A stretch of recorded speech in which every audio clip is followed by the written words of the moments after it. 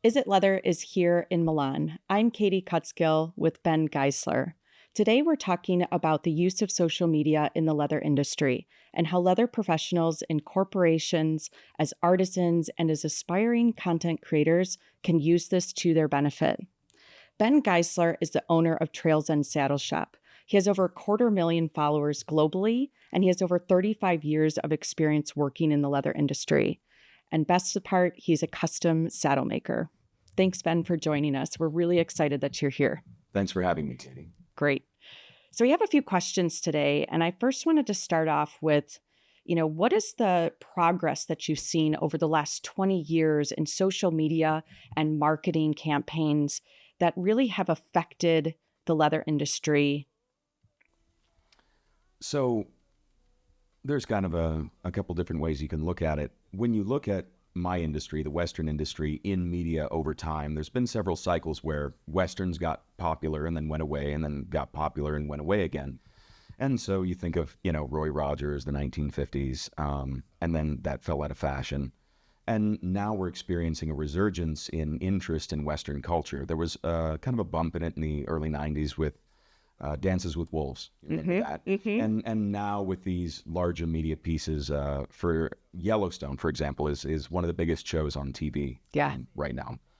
But when you look at kind of the internet era, leather or the topic of leather as a search term is as big as it's ever been.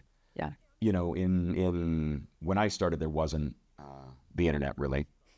Well, yeah, right. Are you dating yourself? Am I dating myself? I can't stand me. No, but to give you an idea, social media is relatively new as it relates to the industry. And initially, social media was used kind of as described. It was a way to network with other people. And it's grown into a form of entertainment. It's grown into a form of news, of information. Yeah.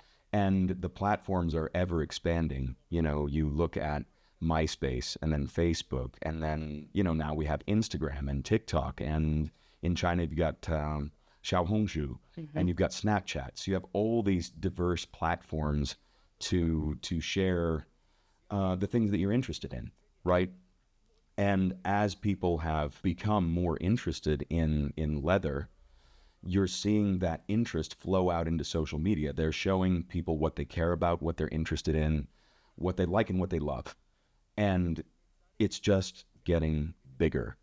I think we talked earlier, there's 5 billion people with a B on social media right now. And that means that the number of creative outlets that are available for every kind of media are there. And brands are using them. 40, 50 years ago, if you were a saddle maker and you got an ad in a magazine, if you got an interview in a magazine, you'd really made it. Yeah. And now these campaigns, I've done a campaign with Pendleton Whiskey. I've done a campaign with Yellowstone. I've done a campaign, a personal interest campaign with Columbia River Knife and Tool. There are opportunities in this space to share your voice with an audience that I'd never imagined. And that can only exist here and now. It's interesting you bring that up because a lot of the industry, I think, is unaware of this term search engine optimization. And a lot of them are saying, well, why are you using the term vegan leather? And a lot of times we have to explain that, well, people don't just search on Google anymore. They're searching through all these platforms that you mentioned to get their information. And if real leather isn't there, they'll never find it. And I think that that's a really important thing for all of us to say, like, accounts like yours gets leather into those algorithms, into those search engines across the platforms in all of the regions so that we can get that access to the general consumer. When they search in TikTok or Instagram, it's not just a Google search or an encyclopedia back in the day. Mm-hmm. So with that, I'm kind of curious about how leather is commonly referred to as a science and an art. And I think I'm curious if you agree with that. And if you do, how do you communicate that through your social media platform and kind of educate your consumers and of your audience? Right. You came from the tanning industry. So, you and I both know tanning itself is science. Yeah. So I don't know how deep we want to dig into that because within the greater context of social media, when you go to my platform, the majority of my social media is oriented toward what I consider kind of the tenets of craftsmanship. And all that is to say that craftsmanship consists of what tools do I use, what techniques do I use, and what materials do I use, and when and where and why are each one appropriate? Because the answer almost always is it depends. Yeah. So when you go and look at the media I create, for example, it's really concerned with how does the material work? How do you work the material? How do you get it to do what you want it to do? And maybe what will it do and what won't it do? And all of that is fairly grounded in science. But once you've kind of worked out all of the nuts and bolts of how to put it together in the first place, then the question becomes art. It becomes aesthetic. You know, some of my work is sculptural, some of it's hammers and nails. But at the end of the day, my goal is to create a functional object. But a functional object isn't enough. It's also got to be beautiful. And that's where the aesthetic, that's when you can deal with texture, with the way, with texture, with color, with light, with the way that the lines flow through the piece. And all of those play into the object considered as a whole. The Western industry, for example, we ornament our leather in all sorts of ways. There's carving and there's stamping. We integrate precious metals. We use different textures. We do different colors. There are portions that I braid together, and they don't have to be braided, but the braid is more beautiful than a lace. So why not, right? Yeah. And so you've got the science of the material and the science of how to use it and how to work it, combined with the art and the aesthetic concern of making it as beautiful as you can make it, so long as it works.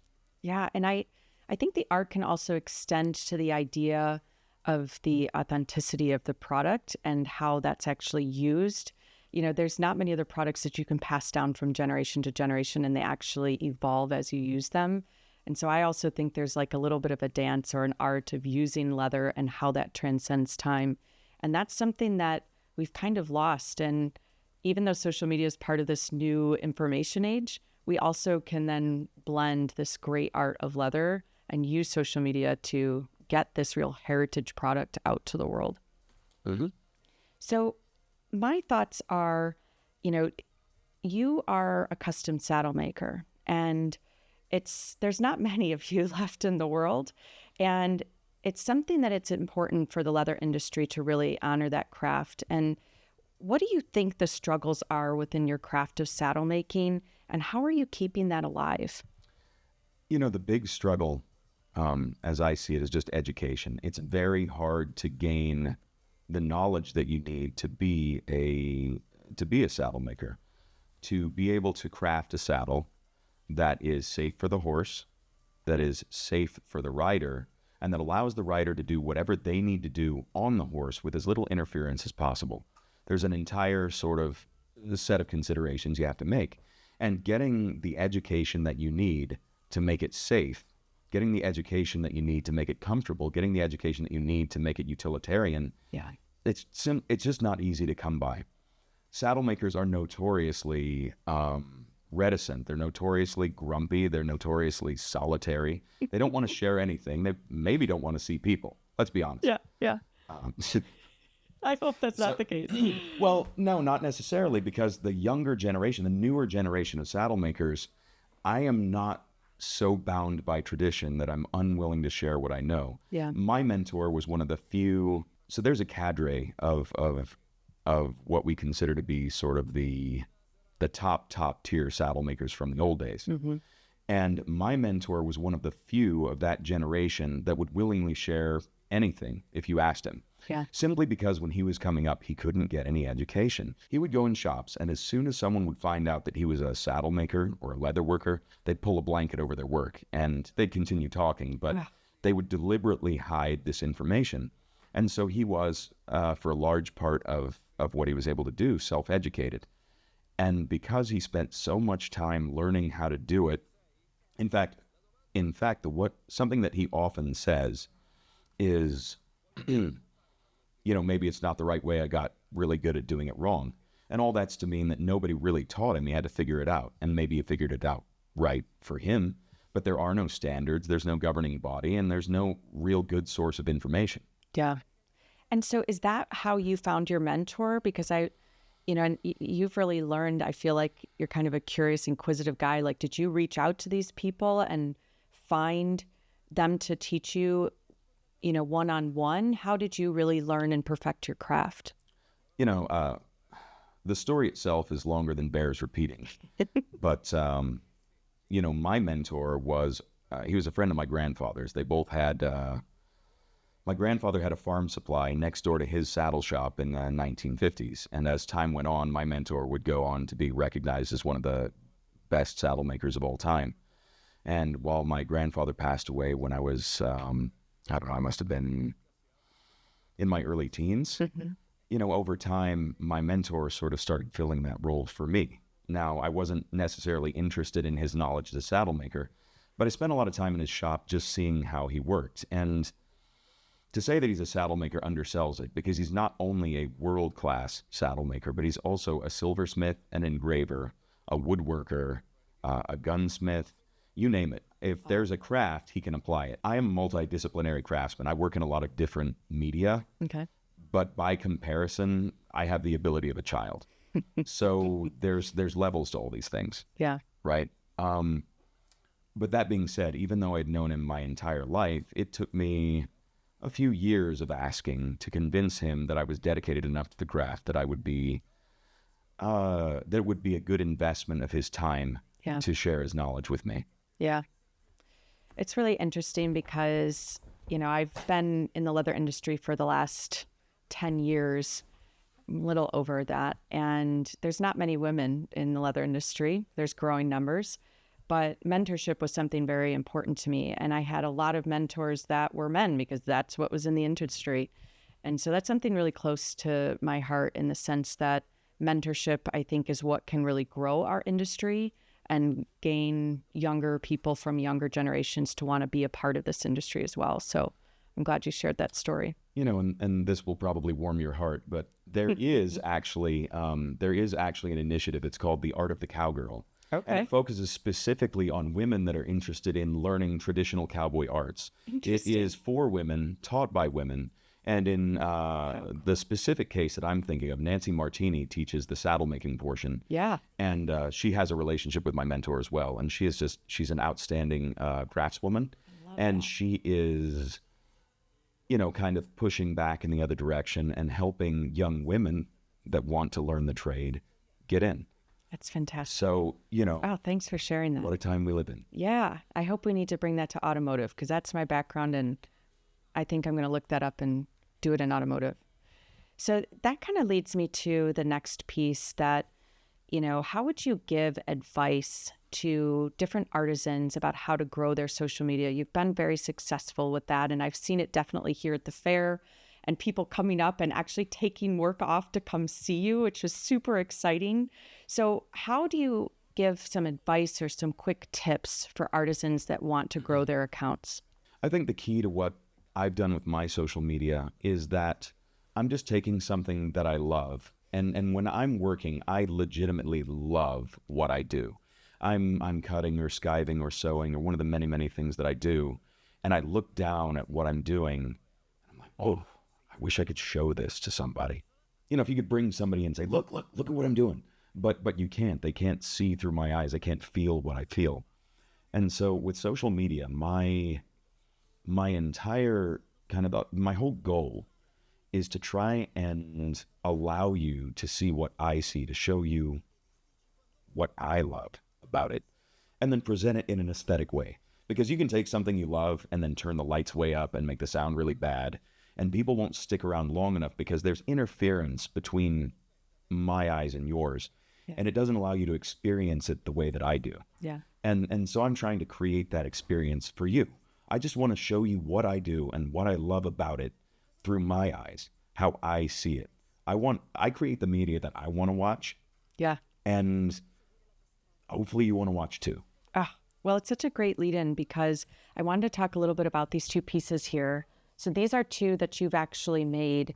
And I was just really in awe of looking at these pieces because you've been wearing them all week. And it's exciting to see pieces that you've actually created. And I'm dying to have a piece of yours as well because I've been all the influencers here. It's really special to me to have pieces that you guys have made and to know the creators. So can you talk a little bit about the background and the history of both of these pieces and what they mean to you?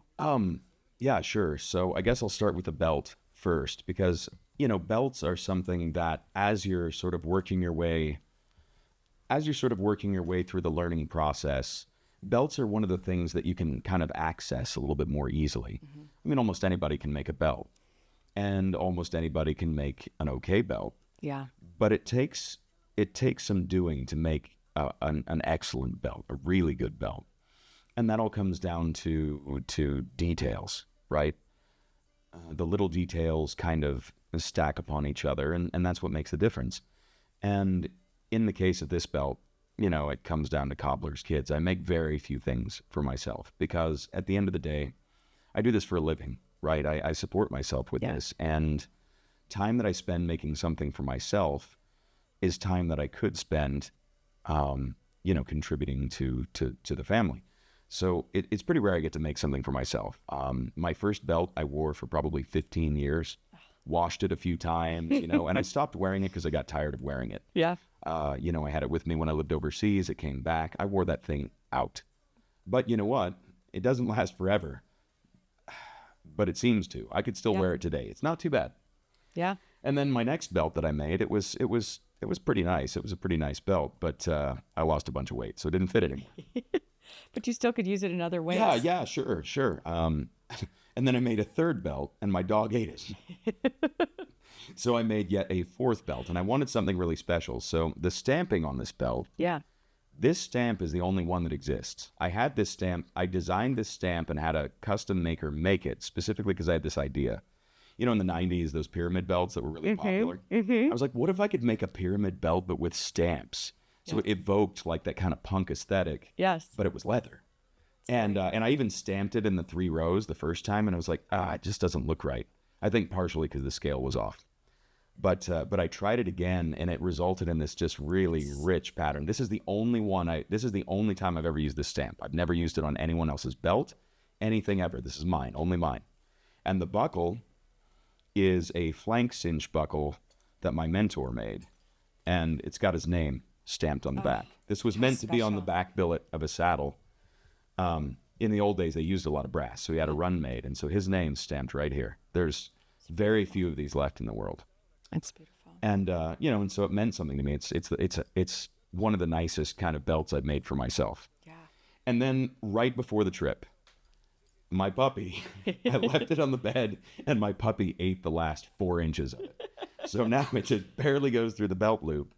But I'm in the process of transitioning to a new studio, and so I couldn't make a new one for the show. I had all these ideas what I would bring to Linea Pelle, and then I find myself without a workspace and then without a belt.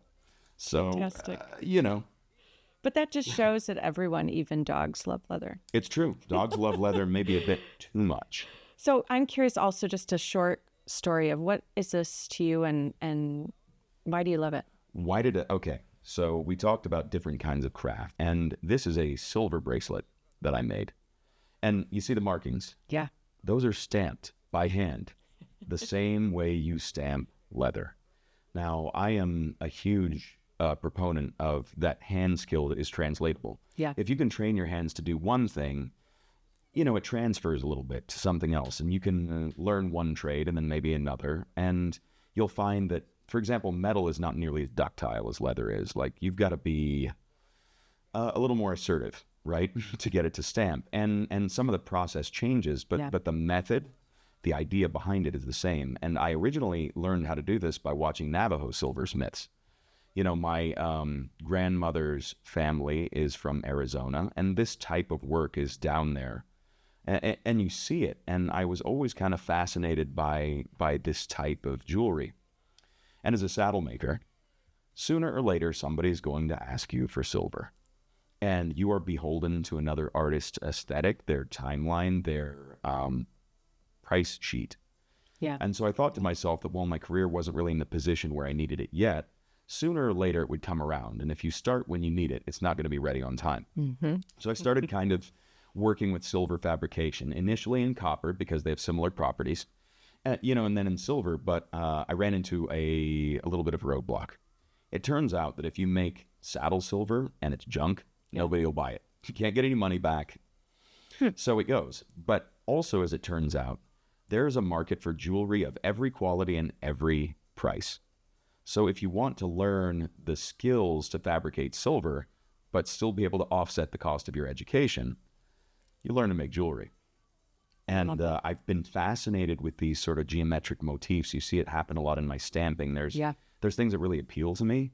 And I thought, why not learn to make jewelry using a different technique in a different medium, and then use a technique that I use in leather to stamp in a Navajo style with a motif of my own imagining. And so this represents the fusion of, I mean, to me, craft is craft is craft. It's the idea of bringing something into the physical world through using your hands, using your imagination. And this is so many different disciplines pulled into one piece. And it's probably my favorite piece of jewelry that I've made. Simple as it is. It's absolutely beautiful. And I'm so glad you brought them on this trip so that we can experience your products in person and really enjoy them. So I want to take this to the last question here and kind of go back to the bigger picture of the leather industry. So can you help talk us through how social media can help tanneries and suppliers that are trying to communicate from business to business? How can that social media actually benefit them in those interactions? When I think of tanneries, I think of them in the same context as I think of many historical industries. They're very slow to change, right? It takes a long time to turn the ship, say. Mm-hmm. And so when you've been in business for 100 years and it's still working, there's not a lot of incentive to change. There's not a lot of incentive to, invest in technology. There's not a lot of incentive to advance simply because it's always worked this way and presumably always will.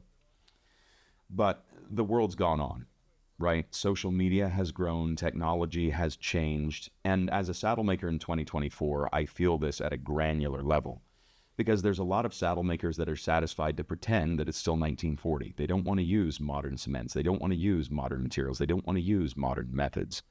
But the fact is, you can still pay tribute to the spirit of the Western saddle. You can still stay within those creative boundaries that make it what it is. You can still make a Western saddle via mostly traditional means. You can pay homage to it, but use modern methods. Yeah. Because when you consider why craftsmen did things the way they did they do it that way for a specific reason, or did they do it that way because they were limited by the technology of their time? So as that pertains to social media, are tanneries limited by the technology of their time, or the way that they advertise or market or do business? Because in the modern world, the social media space is ever growing. And, to quote Hunter S. Thompson, in democracy, you got to play.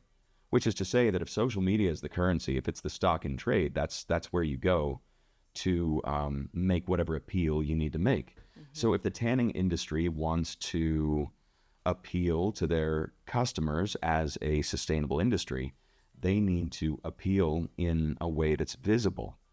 Think about print media. Think about traditional methods of communication. Think about a Rolodex of business cards. When was the last time you saw one? Yeah. It's critical that you engage in a space where your message can be heard, where people are listening, where people are receptive. And that goes all the way from B2B when you're talking about the tanning industry communicating as a supplier to their customers. And then it goes again from the makers, whoever's manufacturing, the leather good, to the consumer, because they've got to indicate to the consumer the benefits of using real leather. They've got to indicate maybe the second order effects of choosing something else, right? And then from the consumer side, it's important that the consumer understands and demands that they use the right thing for the job. Because in a world where buzzwords are prevalent, in a world where marketers have co-opted language, essentially, it's really important that you demonstrate what you're talking about in a way that's accessible to your audience. And what social media does is allows you to do that. Instead of telling someone something, you can show them. Instead of instead of distributing a pamphlet about your tannery, you can give them a virtual tour. Instead of talking about how sustainable the industry is, you can show them how the material flows all the way from the pasture to the finished product and everything that happens in between. You know, we look at the products in the store and we disassociate from the cow on the side of the road. And when you ask the question, how did it get there? then it starts sort of, you see the wheels turning.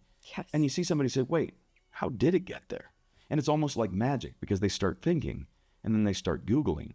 And when they start Googling, it's important that the right information is there. Yes. Because if they ask the question and the only answer available is maybe the one presented by the competition, that's the only answer they hear. Mm-hmm. And it's more likely today to learn about real leather on a fake leather website than it is to learn about real leather on a real leather website. Absolutely. You learn from the negatives, right? Yeah. So what we need to do is say some of the quiet part out loud, but in a way that appeals to people that maybe just don't know. Yeah. Because you don't want to communicate a message in a way that makes the listener feel ashamed of not knowing. Look, it's okay to not know. But the great thing about 2024 is you got something in your pocket right now, and if you pull it out, you can find almost the totality of human information. You'll probably use it to look at cats, but it's there, right? You have the opportunity, and it's so powerful. So as a tannery, I mean, that's where it starts. The tannery needs to communicate that this is a renewable resource. The tannery needs to communicate this so that the person that's buying the leather, so that the manufacturer that's buying the leather isn't considering it as a commodity. Yeah. Because let's face it, there's whole subsegments of industry that there is no alternate good. Yeah. Or no equivalent good. There might be alternate goods, but there's nothing that's the same. You know, you look at some, protective gear.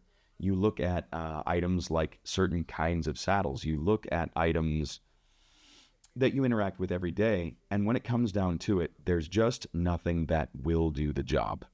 And you start asking the question, what happens if leather goes away? Would you accept, work boots made out of plastic? Probably not. Could you even make them out of plastic? Probably not. Gosh, no. Right? And so there's whole segments of industry that absolutely depend on leather continuing to do what it does best. It's been with us since time immemorial, and it'll probably go on as long as we take the right steps to make sure of that. Excellent. Well, I am so happy that you're here with us. I'm excited, and the whole Is It Leather team was so glad and grateful that you could be on this trip with us. We've learned so much from you.